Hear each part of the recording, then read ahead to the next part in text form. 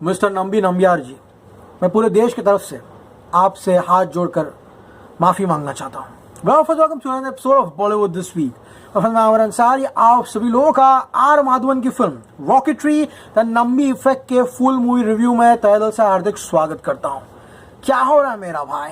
Friends, seriously speaking, ये review शुरू करने से पहले मैं खुद नंबी नंबियार जी से हाथ जोड़कर माफ़ी मांगना चाहता हूँ, क्योंकि गाइस जो भी उनके साथ हुआ, जिस कदर से इस फिल्म में ये पूरी की पूरी घटना दिखाई गई, trust me on this one, मैं बस इंतज़ार कर रहा था कि मैं कब घर जाकर इस फिल्म का रिव्यू करूँ। क्योंकि गाइस पता नहीं मैं इस रिव्यू के साथ जस्टिस कर पाऊँगा या नहीं कर पाऊँगा, लेकिन मैं अपनी पूरी कोशिश करूँगा कि जो कहानी मैं देख कर आया हूँ बड़े पर्दे पर, रिव्यू के माध्यम से आप सभी लोगों को बता सकूँ, समझा सकूँ, एंड आपको इतना आपके अंदर वो इच्छा पैदा कर सकूँ कि ये रिव्यू देखने के बाद अगर 2 आदमी या 1 आदमी भी मेरे रिव्यू देखने के बाद ये फिल्म देखकर आएगा ना, उसमें मेरी जीत होगी। क्योंकि गाइस ये फिल्म, जैसे हम हमेशा कहते हैं ना कि class audience, mass audience, action lover, family drama, emotion, ये फिल्म कोई कैटेगरी में नहीं आती मेरा भाई। This film should be watch by every Indian. And film के अंत में जब बादशाह यानी कि शाहरुख खान खुद जाकर हाथ जोड़कर यहाँ पर नंबियार जी के सामने आते हैं एंड वो पूरे देश की तरफ से उनसे माफ़ी मांगते हैं, that sets the tone man. Seriously that was it. And जिस तरह से नंबी नंबियार जी वो पूरा का पूरा स्टूडियो जहाँ पे वो बैठ कर कहानी सुनाते हैं, वहाँ से वो कहानी बनाकर अपनी बताकर निकलते हैं। एंड 2 रेफरेंसेस दिखाया जाता है कि एक साइंटिस्ट जिसने देश को पीछे रख कर अपने स्वार्थ तो नहीं कहूँगा, उनकी काबिलियत की वजह से उनको जो पैसा और जो पोस्ट मिली है वो मिली है, वो बड़ी कार में जा रहा है। एंड ये इंसान जो कि आराम से नासा में नौकरी ले सकता था, प्रेसिडेंट द्वारा दी जा रही थी उनको, बड़ा घर होता, आलीशान महल जैसा गाड़ी होती, पैसा होता, इतना पैसा होता कि इनकी 4 पुश्तें खाना खाती बैठकर उन्होंने अपने देश को चुना। एंड वो एक नॉर्मल सी स्कूटर लेके जा रहा था। That just broke me man, trust me. जिस तरह से उनको दिखाया गया कि किस तरह से इतने साल अपमानजनक व्यवहार करने के बाद 2018-19 में जाकर उनको गवर्नमेंट ऑफ इंडिया ने, यानी कि नरेंद्र मोदी जी के शासन में, वहाँ पर उनको पद्म भूषण से सम्मानित किया गया। एंड नरेंद्र मोदी जी खुद फर्स्ट सीट पर बैठकर इनके लिए ताली बजा रहे थे। एंड जब नंबी नंबियार जी वो अवार्ड लेते हुए उनके चेहरे पर मुस्कान आई, एंड जब पता चला कि किस तरह से यहाँ पर जो उनके साथ हुआ, उनके लिए कोर्ट ने बाकायदा उनको कॉम्पनसेशन करोड़ रुपए में दिया, तब गाइस आंखों से आंसू रुके नहीं। क्योंकि the second half of this film is absolute emotional. You will just cry in the second half. Boss, ये कोई हॉलीवुड फिल्म से कम नहीं। जिस तरह का ट्रीटमेंट, जिस तरह का फ्लेवर, जिस तरह का पूरा विजुअलाइजेशन है, चाहे वो इसके डायरेक्शन में हो, चाहे वो इसका पूरा का पूरा सिनेमाटोग्राफी बाय शीर्षा रे हो, सारा का सारा ऐसा लगता है कि ये कोई हॉलीवुड फिल्म है। मैं आपको कहानी बहुत ही सरल तरीके से समझाऊंगा, बाद में आप जब फिल्म देखोगे तब आपको ये रिव्यू और मजा आएगा। कहानी है नंबी नारायण जी की, जो कि हमारे इंडियन एरोस्पेस इंजीनियर है, जिन्होंने इसरो में काम किया था, जिनको पद्म भूषण से यहाँ पर सम्मानित किया गया था। ऐसा कुछ हो जाता है उनकी जिंदगी में कि यहाँ पर उनके ऊपर स्पाइंग का, यानी कि हमारे रॉकेटरी की इंफॉर्मेशन जो है वो पड़ोसी मुल्क को लीक करने के आरोप लग जाते हैं। एंड किस तरह से केरला पुलिस एंड बहुत सारे अदर एजेंसीज है उनको अरेस्ट कर लेती है। ये एक बायोपिक है, नंबी नारायण जी के ऊपर आधारित है। एंड किस तरह से देश को एक उपलब्धि दिलाने के बाद, रॉकेटरी में इतना जाने के बाद, अब्दुल कलाम जी से कितने सारे वार्तालाप करने के बाद, उनके साथ कंधे से कंधा मिलाकर काम करने के बाद भी इस इंसान को, जिसके साथ रोल्स रॉयस कंपनी का मालिक खुद बैठकर बातें करता था, इतनी बड़ी बड़ी उपलब्धि हासिल करने के बाद उसको यहाँ पर जेल के अंदर 3rd डिग्री दिया जाता है। इतना टॉर्चर किया जाता है कि उनकी बीवी जो है अपना मानसिक संतुलन खो लेती है। तो वो scenes absolutely heartbreaking. Simran, a veteran South Indian actress, delivers a legendary performance at this stage of her career, and R. Madhavan, take a bow, sir.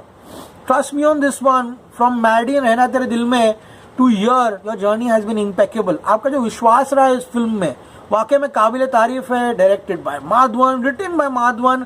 Madhavan has just put in his life in this film. बड़ी film है, 2 घंटा 30-35 minute की film है, लेकिन जो journey जिस chronology में दिखाई है आपका दिल भराएगा। And Shahrukh Khan, wow man, that's a massive comeback, on the silver screen. जितना भी जब जब कहानी एक मोड़ लेती है, शाहरुख खान आते हैं, चाहे वो हंसते हैं। शुरुआत में जो इंटरव्यू शुरू होता है वो मजाकिया तौर से शुरू होता है कि अरे यार कोई बुढ़ा आया है पकाएगा, चल दारू पीते सो जाते हैं, पका देगा। जिस तरह से वो अपनी कहानी बयान करते हैं, सभी के आंखों में आंसू आते, इतना कि शाहरुख खान खुद माफी मांगते हैं उनसे। इंट्रोड्यूस गाइस जिस तरह से शाहरुख खान को किया जाता है इस फिल्म में, वो कहते हैं कि यहाँ पर द बादशाह, द बॉलीवुड बादशाह शाहरुख खान आज इंटरव्यू लेने वाले हैं नारायण नंबी नारायण जी का। पहला शॉट ही आपको आश्चर्यचकित कर देगा कि इस तरह से सैटेलाइट शॉट डायरेक्ट पैन होकर यहाँ पे केरला में आता है। 1990 केरला में यहाँ पे शुरुआती तौर में दिखाया जाता है किस तरह से माधवन एंड सिमरन जो उनकी धर्म पत्नी रहती है, उनका लड़का है लड़की, उनको इल ट्रीट किया जाता है। लड़की के ऊपर गोबर फेंक दिया जाता है, लड़के को नाक फोड़ के मुक्का मार दिया जाता है, सिमरन को यहाँ पर शादी में से फेंक दिया जाता है, माधवन को मारकर जेल में 3rd डिग्री दिया जाता है। वहां से फिल्म कट होती है 2013 में।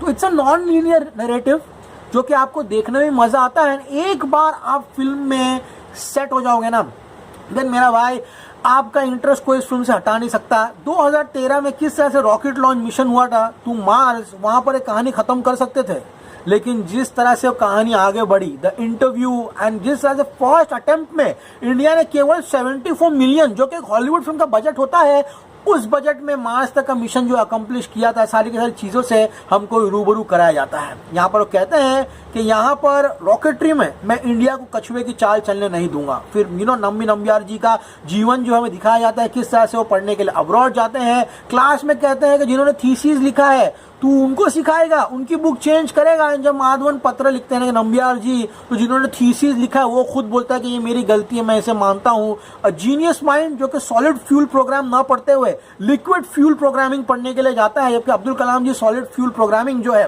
उसमें महारत हासिल कर चुके थे। एंड किस तरह से वहां पर नासा उनको जॉब ऑफर करता है, लेकिन नासा का जॉब ठुकराते हैं, वो वापस भारतवर्ष में यानी कि देश की सेवा करने के लिए आते हैं रोल्स रॉयस के सीईओ के साथ। मीटिंग, विक्रम साराभाई की मृत्यु, ये सारे के सारे इंसिडेंट्स जो है फिल्म में सिनेमैटिक लिबर्टी लेते हुए बहुत अच्छी तरीके से यहाँ पर दिखाया गया है। एंड जब जब यहाँ पर शाहरुख खान आते हैं वो फिल्म की जो एक्साइटमेंट है और बढ़ा देते हैं। श्री हरिकोटा आंध्र प्रदेश, चाहे वो वर्नन फ्रांस हो, जितने भी लोकेशंस हो, लाइव लोकेशंस हो, बहुत अच्छी तरीके से एक क्रोनोलॉजी में शूट हुआ है। This looks like an Hollywood film. Vintage car, bell bottom pants, जिस तरह से वहाँ पे उस जमाने में टेक्नोलॉजी थी, सारा का सारा यहाँ बहुत अच्छी तरीके से दिखाया गया है। दिल दब दहल जाता है जब माधवन के एक सहकारी के बेटी की मृत्यु हो जाती है एंड मिशन ना रुके। इसी कारणवश वो जो सहकारी है यानी कि साइंटिस्ट है, उनको नहीं बताते कि उनकी बेटी की मृत्यु हो गई। That scene is absolutely emotional, I literally cried in that scene. And उसके बाद क्या होता है, एक परफेक्ट सॉलिड इंटरवल पॉइंट आता है जो आप सभी लोगों को रुला देगा।